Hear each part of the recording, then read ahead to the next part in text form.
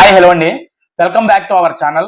రామ్ చరణ్ గారి అభిమానులు ఈ మధ్య ఓవర్ గా ఎక్సైట్ అయిపోతున్నారు. వాళ్ళ ఎక్సైట్మెంట్ ఏ రేంజ్ లో ఉంటుందంటే, సుకుమార్ గారు RC-17 మూవీకి మ్యూజిక్ డైరెక్టర్ గా దేవిశ్రీ ప్రసాద్ అయితే కన్ఫర్మ్ చేశారు. కానీ ఇప్పుడు వీళ్ళకి దేవిశ్రీ ప్రసాద్ వద్దంట. అనిరుద్ రవిచంద్రన్ కావాలంట. అనిరుద్ రవిచంద్రన్ లో ఉన్నది ఏంటి, దేవిశ్రీ ప్రసాద్ లో లేనిదేంటి? దేవిశ్రీ ప్రసాద్ ఎలాంటి బ్లాక్ బస్టర్ ఆల్బమ్ ఇచ్చాడో మర్చిపోయారా? రంగస్థలం, పుష్ప ఈ 2 సినిమాలు కూడా ఇండస్ట్రీ హిట్. ఈ 2 సినిమాలకి డైరెక్టర్ సుకుమార్ గారు. ఈ 2 సినిమాలకి మ్యూజిక్ డైరెక్టర్ కూడా దేవిశ్రీ ప్రసాదే.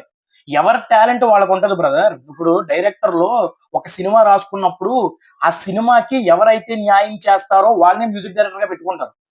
అలాగే సుకుమార్ గారు కూడా తన కెరియర్ బిగినింగ్ నుంచి అంటే ఆర్య దగ్గర నుంచి మొన్న వచ్చిన పుష్ప వరకు కూడా దేవిశ్రీ ప్రసాద్ తోనే మ్యూజిక్ కొట్టించుకున్నాడు. అంటే సుకుమార్ గారికి దేవి మ్యూజిక్ అనేది ఒక సెంటిమెంట్ అనమాట. అంతేకాదు సుకుమార్ గారు దేవి మీద ఎంతైతే నమ్మకం పెట్టుకుంటారో అంతే నిజాయితీగా దేవిశ్రీ వర్క్ చేస్తాడు.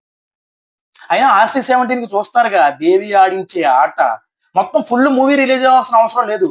జస్ట్ ఆ మూవీ నుంచి చిన్న గ్లిమ్స్ వచ్చినా అరే దేవి గురించి తప్పుగా ఆలోచించేమే అని చెప్పేసి ముక్కు మీద వేలేసుకుంటారు. ఇంకోటి ఏంటన్నారు, టాలీవుడ్ లో ఉన్న హీరోలందరికీ 3 నుంచి 5 సినిమాల లైనప్ ఉంది. కానీ రామ్ చరణ్ గారికి ఎటువంటి లైనప్ లేదు. ఏం చేస్తున్నావయ్యా రామ్ చరణ్, త్వరగా ఎవరో ఒకరిని సెట్ చేయవయ్యా అని చెప్పేసి ట్విట్టర్ లో ట్వీట్స్ చేస్తున్నారు. ఇప్పుడు వేరే వాళ్ళకి సినిమాలు ఉన్నాయని చెప్పేసి రామ్ చరణ్ గారికి కూడా ఉండాలని ఏమన్నా రూల్ ఉందా? అలా చేసే మొన్నటి వరకు ఎవరు పడితే వాళ్ళకి ఓకే చెప్పి 2 రాడ్ సినిమాలు ఇచ్చాడు. ఆచార్య, గేమ్ చేంజర్. ఇప్పుడిప్పుడు అలాంటి తప్పులు మళ్ళీ చేయకూడదని చెప్పేసి ఆచి తూచి జాగ్రత్తగా అడుగులేస్తున్నాడు. ఆయన అలాగే ఉండనివ్వండి. మీరు కంగారు పడి ఆయన్ని కంగారు పెట్టొద్దు. అసలే రామ్ చరణ్ గారు ఇప్పుడు చేతికి సర్జరీ వల్ల ఖాళీగా ఉంటున్నాడు. ఆయన ఇంట్లోనే ఉంటున్నాడు. ఏ వర్క్ చేయట్లేదు. కాబట్టి మీరు చేసిన ప్రతి ఒక్క ట్వీట్ ఆయన దగ్గరికి వెళ్తది. ఫ్యాన్స్ కోసం ఏదైనా చేసే రామ్ చరణ్ గారు అయ్యో నా ఫ్యాన్స్ డిసప్పాయింట్ అవుతున్నారే, బాధపడుతున్నారే అని చెప్పేసి ఎవరో ఒకళ్ళ సినిమాకి వెంటనే ఓకే చెప్పేస్తారా, రిలీజ్ అయిన తర్వాత తుస్సు అంటారు. అవసరం అంటారా? పోనీ ఇప్పుడు అతనికి అసలు ఎటువంటి సినిమా లేదు, అసలు ఏ సినిమా లేకుండా ఖాళీగా ఉన్నాడంటే అనుకోవచ్చు. ఇప్పుడు ఆల్రెడీ RC-17 త్వరలో సెట్స్ మీదకి వెళ్ళబోతుంది. అది ఇంటర్నేషనల్ స్టాండర్డ్స్ ఉన్నటువంటి మూవీ అది.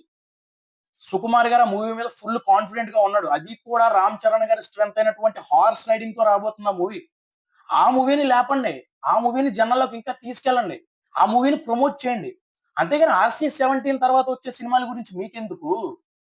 అయినా రామ్ చరణ్ గారు మన టాలీవుడ్ లో ఉన్న ముగ్గురు సెన్సేషనల్ డైరెక్టర్స్ తో మూవీస్ ఓకే చేసుకున్నాడు.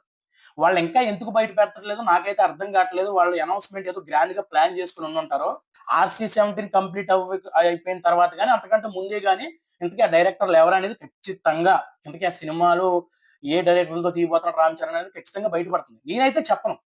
ఈ అనౌన్స్‌మెంట్ రాకుండా మనం ఏది మాట్లాడకూడదు. ఈ అనౌన్స్‌మెంట్ వచ్చిన తర్వాత ఖచ్చితంగా మాట్లాడుకుందాం. అంతవరకు వెయిట్ చేయండి.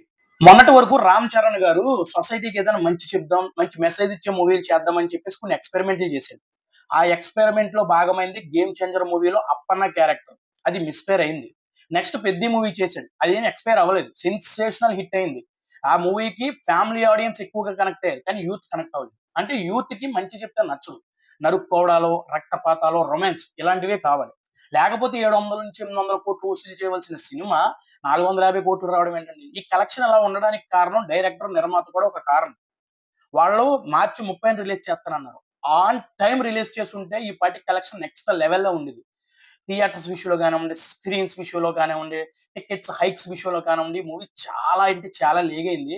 అక్కడైతే చాలా దెబ్బడిపోయింది ఈ మూవీకి అని చెప్పాలి. కానీ రామ్ చరణ్ గారు మాత్రం ఇక మంచి చెప్పరు. 'పెద్ది' మూవీతో ఇంక లాస్ట్ అన్నమాట. ఇంకా ఆయన మంచి చెప్పాలనుకుంటలేదు. ఇక మొత్తం కమర్షియలే. స్టార్టింగ్ నుంచి ఎండింగ్ వరకు ఔటెడ్ యాక్షన్ మూవీస్ తోనే రాబోతున్నాడు. అది RC-17 తోనే స్టార్ట్ చేయబోతున్నాడు. రెడీగా ఉండండి. రామ్ చరణ్ గారి అభిమానుల బాధ నాకు అర్థమైందండి. యాస్ ఎ రామ్ చరణ్ గారి అభిమానిగా నా తోటి అభిమానులు బాధని అర్థం చేసుకోలేనా? మనం మన పాయింట్ ఆఫ్ వ్యూలోనే ఆలోచిస్తున్నాం. ఒక్కసారి రామ్ చరణ్ గారి పాయింట్ ఆఫ్ వ్యూలో కూడా ఆలోచించండి. ఒకసారి విజయవాడ ఈవెంట్‌లో ఒక మాట చెప్పాడు. మన 'పెద్ది' ఈవెంట్‌లో నాకు దెబ్బలు తగిలినా, చేతులు విరిగినా, రక్తం చిందించినా నా ఫ్యాన్స్ కోసం ఎంతైనా కష్టపడతాను. నా నా బెస్ట్ ఇచ్చేస్తానని చెప్పాడాయన. ఫ్యాన్స్ కోసం ఏదైనా చేసే రామ్ చరణ్ గారు, మన కోసం అంత ఆలోచించే రామ్ చరణ్ గారు, నెక్స్ట్ సినిమాల గురించి ఆలోచించడంటారా? మీరసలు ఎక్కువగా ఆలోచించొద్దండి.